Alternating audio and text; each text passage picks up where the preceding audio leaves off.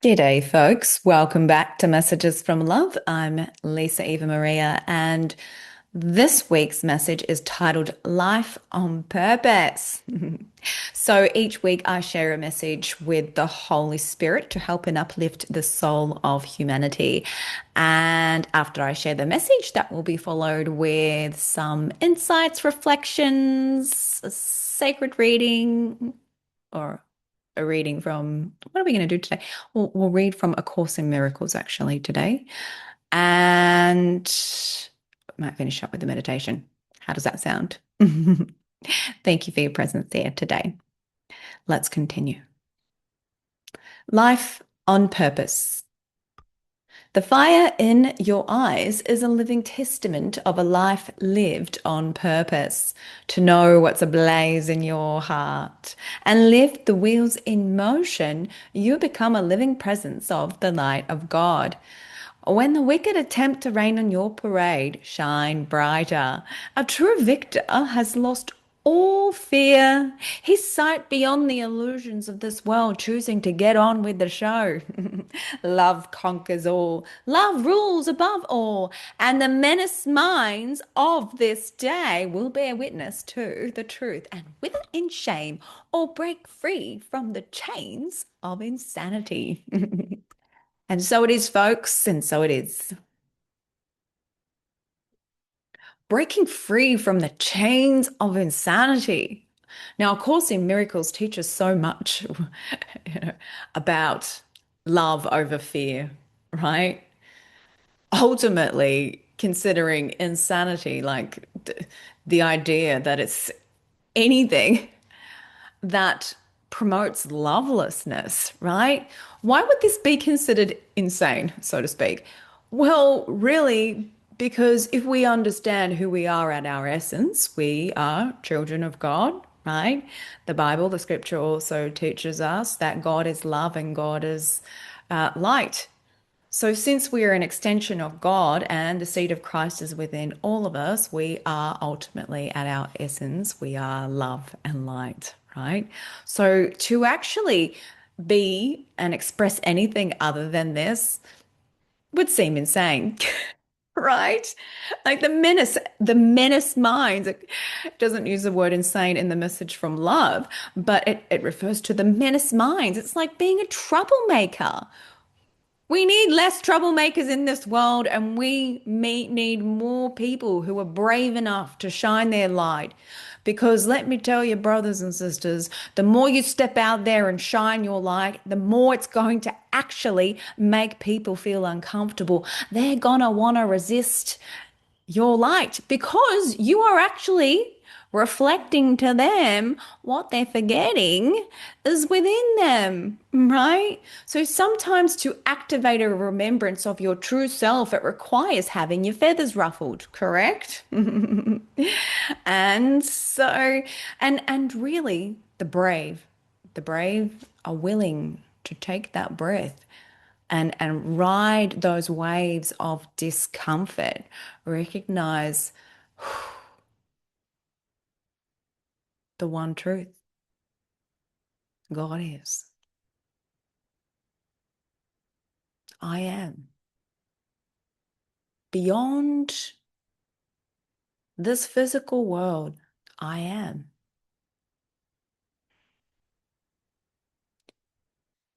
So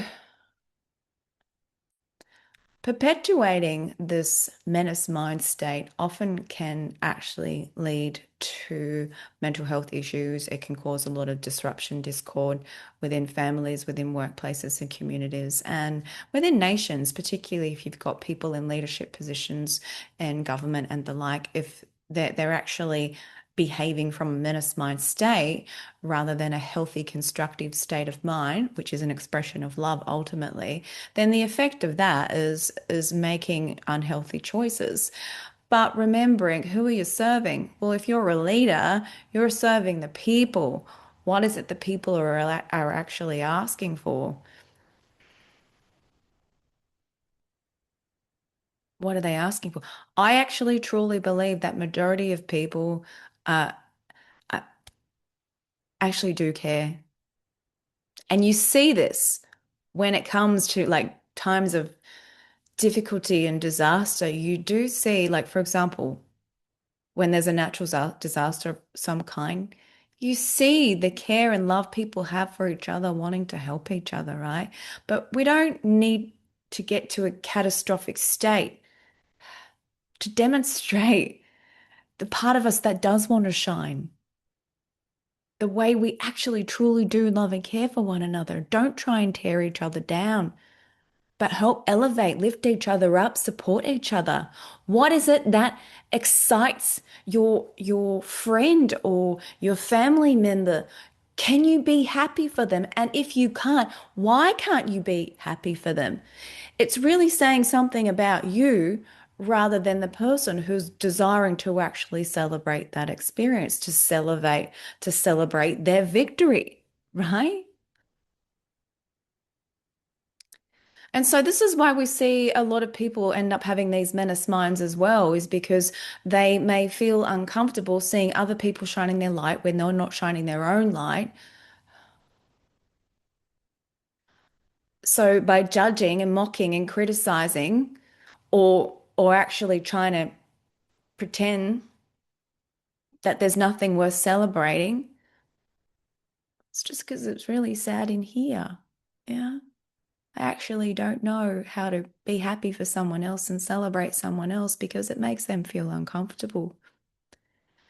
And, you know, every relationship is different, truly is. You might recognize this in families. There's certain family members you might click with better than you might than others. Also in the workplace as well, you might notice this naturally. In communities, spiritual communities and the like, you'll connect with certain people more than others. And this is this is quite natural. But when you are trying to cause trouble, be a menace, then that is something that needs to actually be addressed. I was reflecting on this. My daughter was talking to me recently about um, her and her friend, and they were getting really annoyed at these kids in the class that just kept disrupting the class all the time. And it's, you know, it's interesting because whether it's in a family, in a uh, religious community, a spiritual community, even in the world, right? It's the minority that tend to cause the trouble, whether it's one or a collective, a small collective group. It's never the majority. So if you consider like a teacher in a classroom, right? When they recognize the same one or two people causing a lot of disruption, causing a lot of discord in the room, what happens? The teacher tells them to leave and get out of the classroom. And then there's peace, right? And how do we see this in society? Well, we often see this take place in where, if people are conducting criminal activity, what happens? They go to jail for a period of time. Like that's like their time out period, right? But also we know that people are doing the wrong thing and they're getting away with it. And this is what needs to change, right? And the only way this takes place is through deception and manipulation. So you can't change the way someone else's behavior is, but you can change your own. So if you recognize such behaviors expressed by yourself, it's like, well, who am I to actually judge and mock what's going on out there if I can't even take responsibility for my own ways, my own way of living and being? It's not that's not integrity. It's not actually in alignment with who I truly am, which is love, right? So, you know, really the menace minds are a minority, and it's the minority that just it's about taking responsibility, and sometimes we need to be patient with the menace minds as they find their way. But it does sort of get to a point where it's like, how much harm is the majority going to accept by the minority before something has to happen? Does that make sense? And so, as more and more people awaken to things taking place in the world that are not in humanity's best interests, one of the best things you can do is actually speak up about it. Because the more you speak up when given the opportunity to speak up, then it gives other people the confidence to speak up as well because they recognize they're not the only one. Now, there have been pioneers in this space of awakening to things that take place in this world. And I've heard their stories and they've had it tough. I understand that. And I'm so grateful for the work they've done. But can we all be grateful for the work that they've actually, the path that they've actually had to walk before us, right? The bravery that was required to walk that path, to see things for what they are and call it out. And so the more of us who actually stand for truth, justice, peace, then it gives other people the courage to also do the same. So the more of us who speak up and say no when no is required, to set healthy boundaries when healthy boundaries are required, then the more people jump on the love boat and walk the middle way. The middle way is the path of harmony, love, peace. So it's not about hatred. It's not about perpetuating war or anything like that.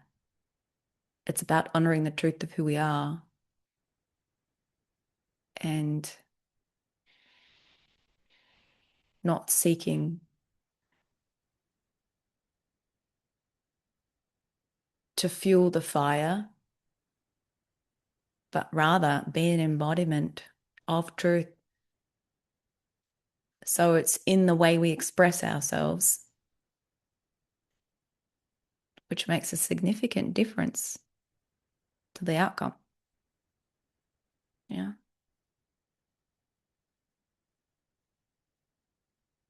So the message begins with the fire in your eyes is a living testament of a life lived on purpose. Right? That's passion. Passion isn't just something that takes place in the bedroom, right? No, it is like passion living from a state of what are you passionate about in life? Right? And and spending time in those arenas, whatever you're passionate about, helps you come alive. It's actually really inspiring and it's quite contagious. Well, I certainly recognize it when I watch other people who are passionate about what they're doing. I don't have to even have any genuine interest in what they're doing, but just the passion that they have for their work, it's just like it lights up my flame. It's such a beautiful thing to witness. To know what's ablaze in your heart and live the wheels in motion. You know, it's not just something you do between 9 to 5, right? But this is about who you are. Yeah. You're not just this person when everybody is watching. No, it's who you are.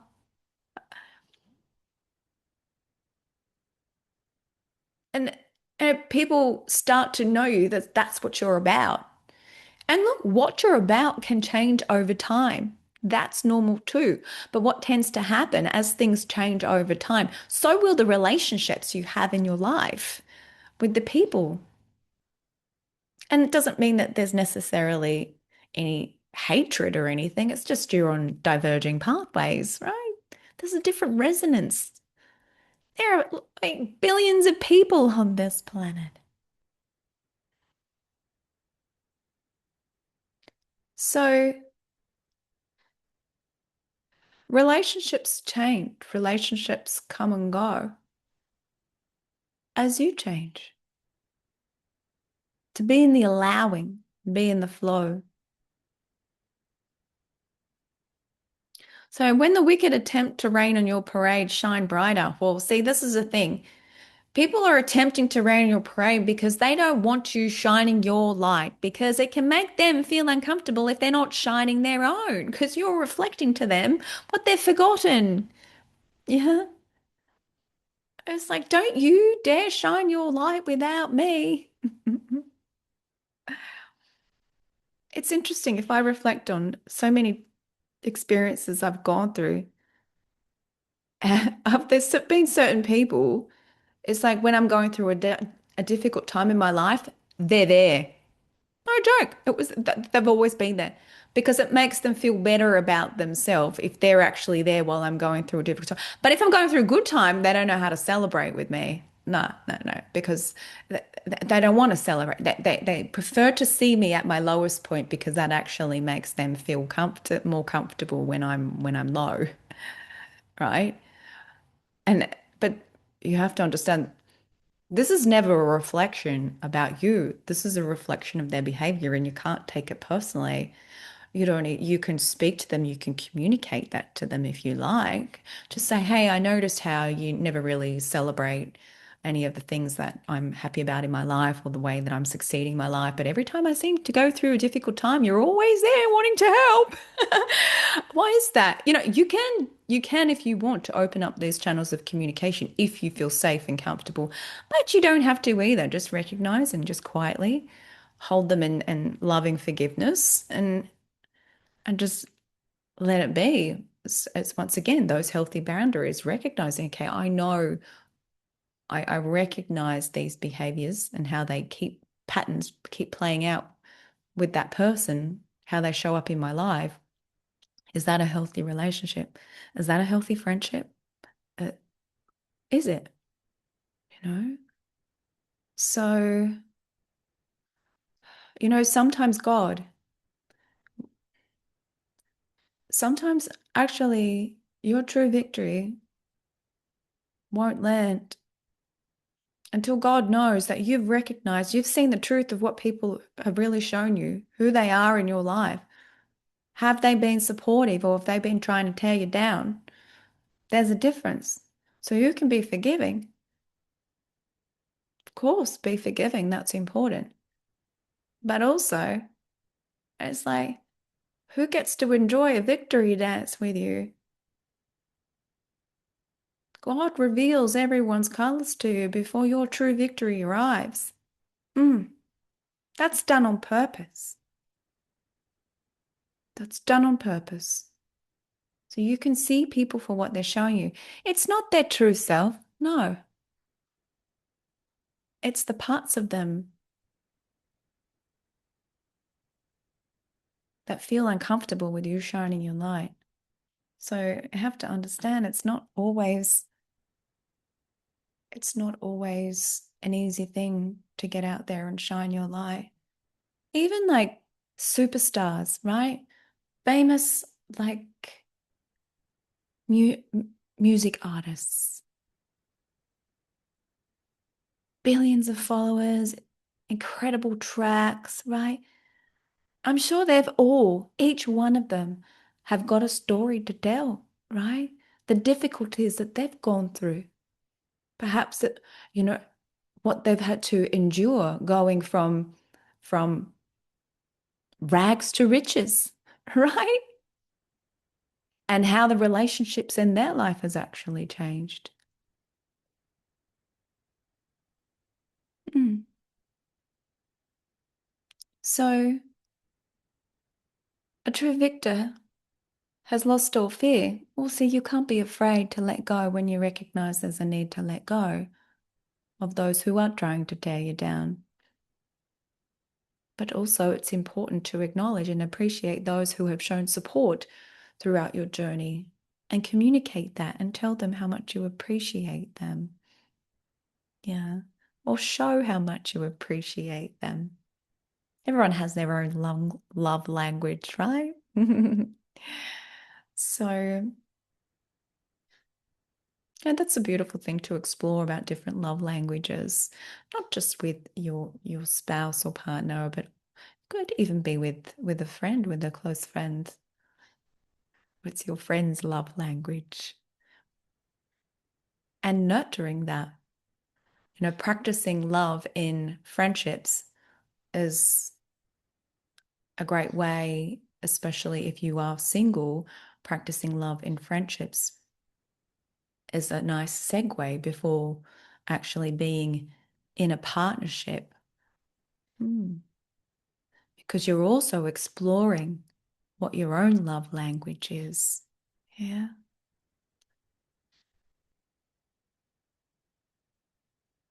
Hmm. So love conquers all. Love rules all. It's true. And, you know, people are going to be challenged over the coming years and emotionally, also psychologically, as, things change in this world so rapidly, perhaps things getting more difficult financially. And the stresses of that are going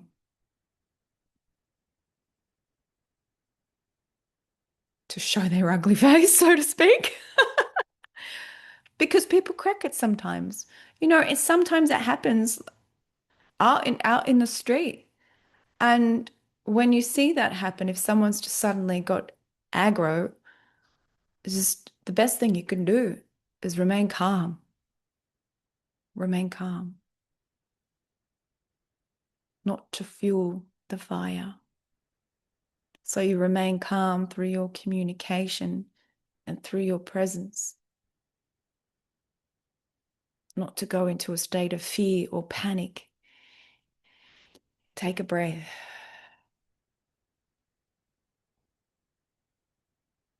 Call in support. Call in Jesus' presence to assist in the situation, to help bring peace. Or you can just hold peace in your own heart as you witness the other and pray. It's ultimately about the energy within your heart that has been extended at that time. Yeah. So rather than staying up here judging and criticizing and going, oh, look at this lunatic, da da da da da da da da da da, that's what's going on up here, right? But if you really drop into here, you can come from a place of compassion, love. You recognize this person's having a moment. Let me hold space for them. Not literally hold space, but from afar. And send them peace through your heart.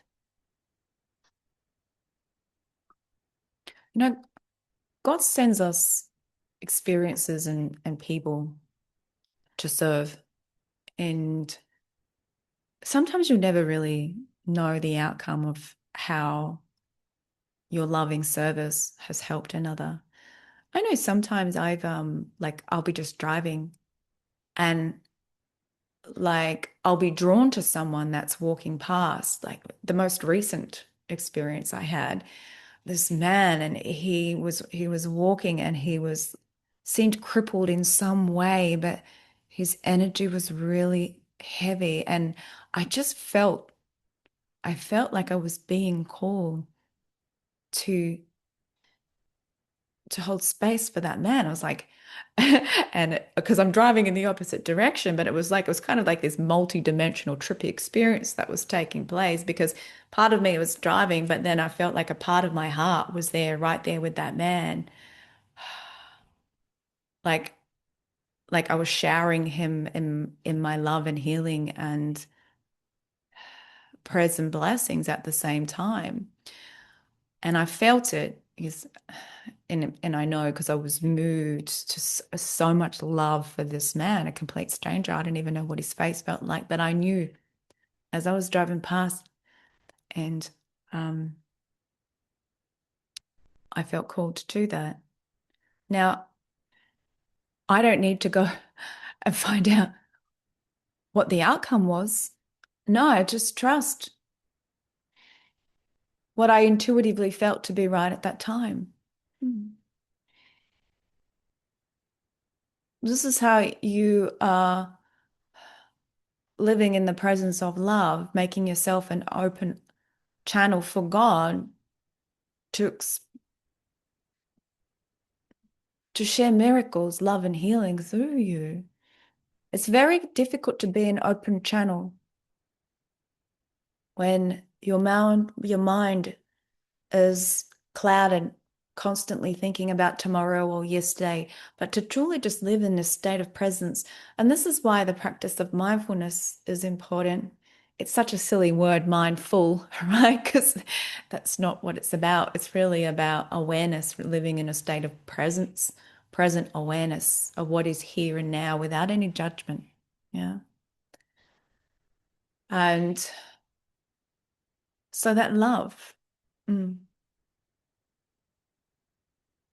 So not only did that love that I extended to that stranger on the street, I know it helped him in some way, but what I felt in my own heart was the love that I am. And it was a beautiful reminder. So acts of service don't need to be all loud and fancy. Sometimes they can be in the silence of your own heart. You got to trust the communication from your heart, your loving heart to another can create miracles. So let's move on with a reading. So we're going to read lesson 195, Love is the Way I Walk in Gratitude. 195, that's from A Course in Miracles. Gratitude is a lesson hard to learn from those who look upon the world amiss. The most that they can do is see themselves as better off than others, and they try to be content because another seems to suffer more than they. I'd like to add there as well. Sometimes people compare their own struggles to others to downplay their own feelings, and that's not necessarily a healthy thing. Or someone else will try and say to you, "Oh, but you know, like this person went through that, so your issues aren't as bad." Well, that's not helpful at all. No, it's not. Comparisons are never helpful. So it's like recognizing whatever one is feeling, that is what it is.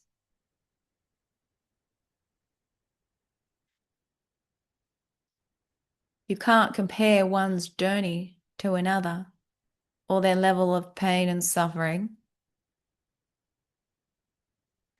And certainly to see someone else struggle or be in pain, if that makes you feel good about yourself, that's something worth questioning. Maybe a little demon. You know what I mean? Like, really, if you think about it, how could someone else's suffering make you feel better about yourself? It's quite like what I shared with you earlier in this story. It's coming back around now, isn't it? Yeah. When I noticed that certain people would come into my life or they would just be there when I'm going through a difficult time. But if, I'm sh out there shining my light and I'm succeeding, they've disappeared. And but that's an example of someone that will actually hmm, seeing themselves as better off than me because I'm struggling and they're not. So it makes them feel good about themselves. This isn't love. This is cuckoo. How pitiful and deprecating are such thoughts. For who has cause for thanks while others have less cause? And who could suffer less because he sees another suffer more? Your gratitude is due to him alone, who made all cause of sorrow disappear throughout the world. It is insane to offer thanks because of suffering, but it is equally insane to fail in gratitude to one who offers you the certain means whereby all pain is healed and suffering replaced with laughter and with happiness. Nor could the even partly sane refuse to take the steps which he directs and follow in the way he sets before them to escape a prison that they thought contained no door to the deliverance they now perceive.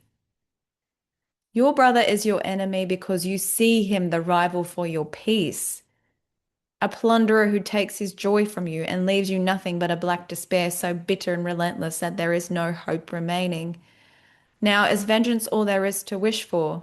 Now can you but try to bring him down to lie in death with you, as useless as yourself, as little left within his grasping fingers as in yours? This paragraph is really highlighting to seek vengeance, to take revenge on someone who has disrupted your peace is actually, it's like you're lowering yourself.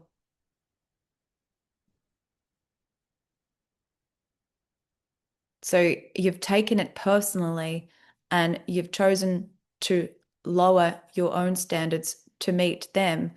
But like I share in my article on my blog titled A Poisonous Thought on my website, it's like the others must rise to meet you at yours, right? So if you're feeling peace and someone has disrupted your peace, if you allow yourself to maintain those feeling states, then you're actually lowering yourself. Mm. So you can set healthy boundaries and the other must rise to meet you at your level rather than giving them permission to disrupt your peace. Now, sometimes, of course, we all have emotions. We are going to be at the effect of our experiences. But do we need to stay there? Mm. Because when we do stay there, we start to believe in this idea of enemy or this concept of enemy rather than seeing it for what it is. Someone's cry for God. Mm.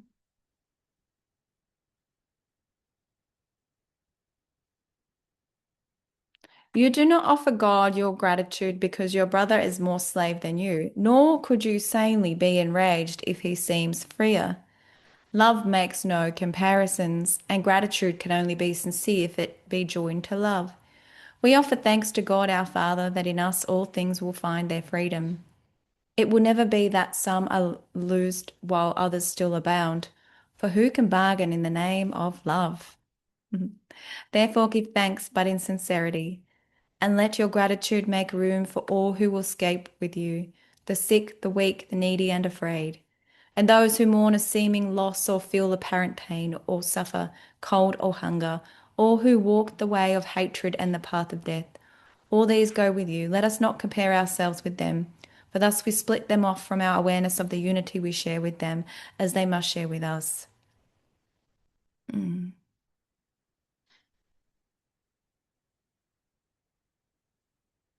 We thank our Father for one thing alone, that we are separate from no living thing, and therefore one with Him.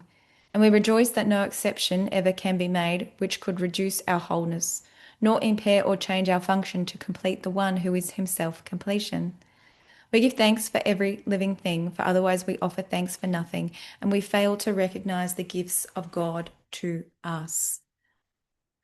Then let our brothers lean their tired heads against our shoulders as they rest a while. Oh, thank you.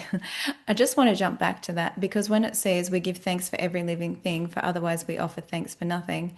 So, giving thanks for every living thing.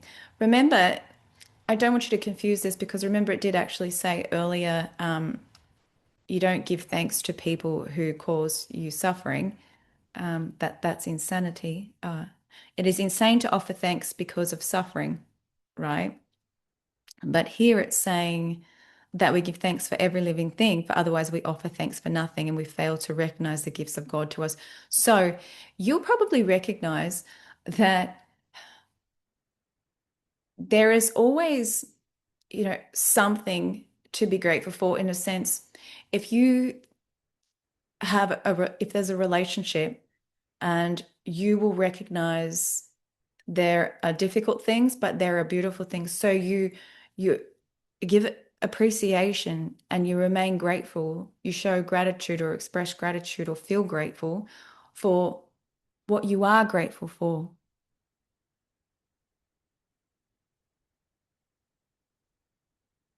And not to focus on what you're not grateful for, right? But what you are. You, you could even consider this in relationship with larger aspects of your outer world. Like for example, you're in a relationship with a community that you're involved in, right? Um, you're in a kind of relationship with the government in a way. So it's like thinking about, okay, what is it that I do like about this government and showing appreciation for that? That's what we're saying. There's something that you can find within the experience that you can be grateful for. Give thanks for every living thing, for otherwise we offer thanks for nothing. Like might be one person in office that you really appreciate what they did for X, Y, or Z, right? And then you're showing appreciation for that. Or if you think about an ex-partner and, you think about the goodness of the experience and you appreciate that and you take that with you rather than holding on to resentment for the parts that did cause actual suffering, right? So the message continues and says, then let our brothers lean their tired heads against our shoulders as they rest a while. We offer thanks for them, for if we can direct them to the peace that we would find, the way is opening at last to us. An ancient door is swinging free again. A long forgotten word re echoes in our memory and gathers clarity as we are willing once again to hear. Walk then in gratitude the way of love, for hatred is forgotten when we lay comparisons aside. What more remains as obstacles to peace? The fear of God is now undone at last, and we forgive without comparing. Thus, we cannot choose to overlook some things and yet retain some other things still locked away as sins. When your forgiveness is complete, you will have total gratitude, for you will see that everything has earned the right to love by being loving, even as yourself. You have to understand beneath what's being presented, beneath the unkindness, for example, every living thing, it still holds the essence of Christ, right? This is the gratitude. You're not grateful for the unkindness. It's beyond what I'm seeing. I know is the light of God, and that's what I'm choosing to be grateful for. That's it. Yeah. Because that is truth. Well, this nonsense is an illusion. It's a forgetting of who one is as the light and love of God. So I'm just going to scroll down.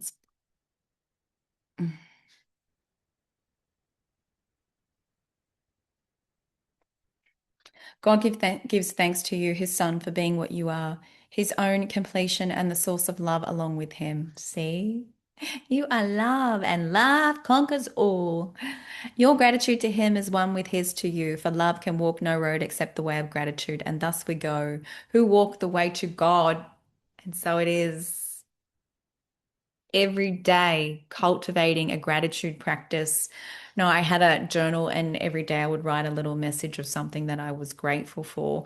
And um, and then after I stopped doing it, I think I did it for a few months, but then I stopped doing it. But every now and then I'll pick up the journal and I'll flip it and I'll open up to something, and it has a beautiful gratitude message in there. So that's a nice morning practice or evening practice, to write something down that you're grateful for. Mm.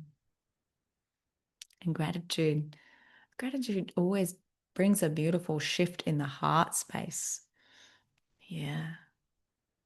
Expanding love into the field of one. Okay, let's take a centering breath, and we're going to finish with meditation.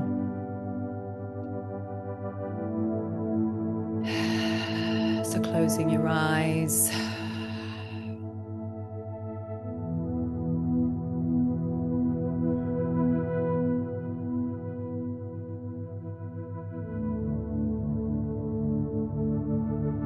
Just maintaining awareness of your breath. Softening your face and your jaw.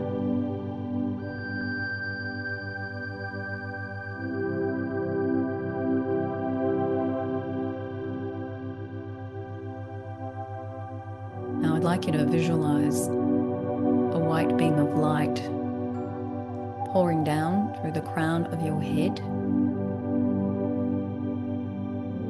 down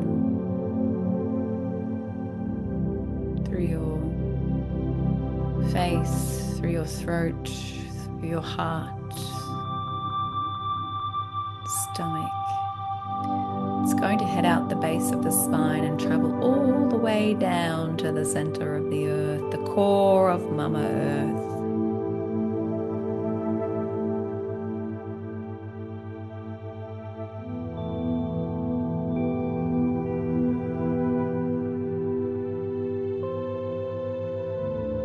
You are this vessel.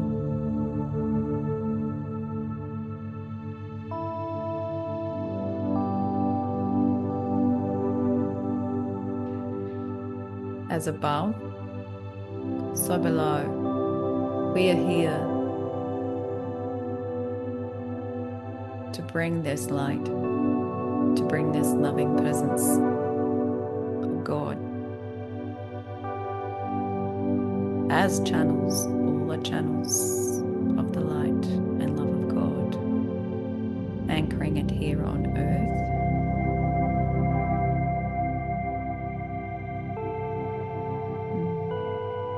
And when we hold on to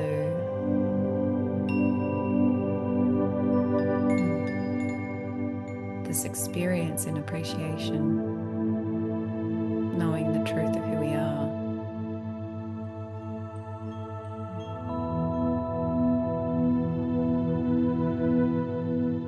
the essence of God lives within us.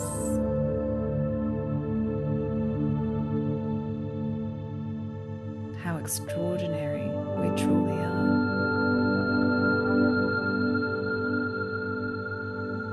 How loving and wise and powerful and kind and generous, capable, strong, fearless, courageous.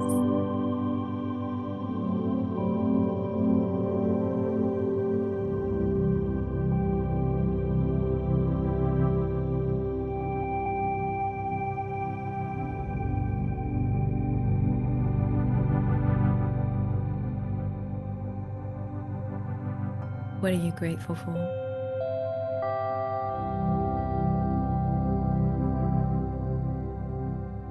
And how does it make you feel in your body? a state of gratitude? Where do you feel this gratitude in your body?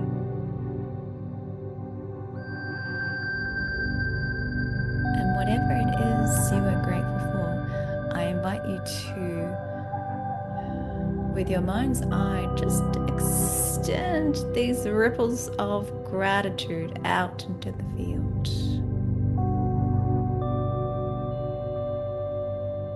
directed toward what you're grateful for.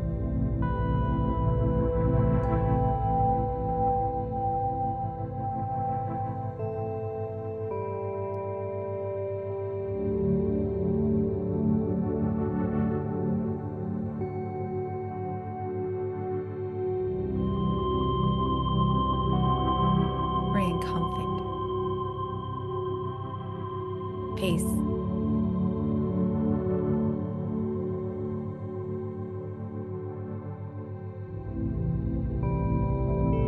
remembrance of the love that we truly are.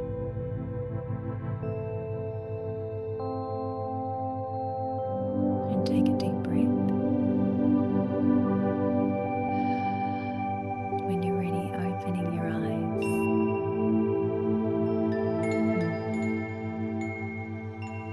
Thank you for your presence. Walk in peace and take care.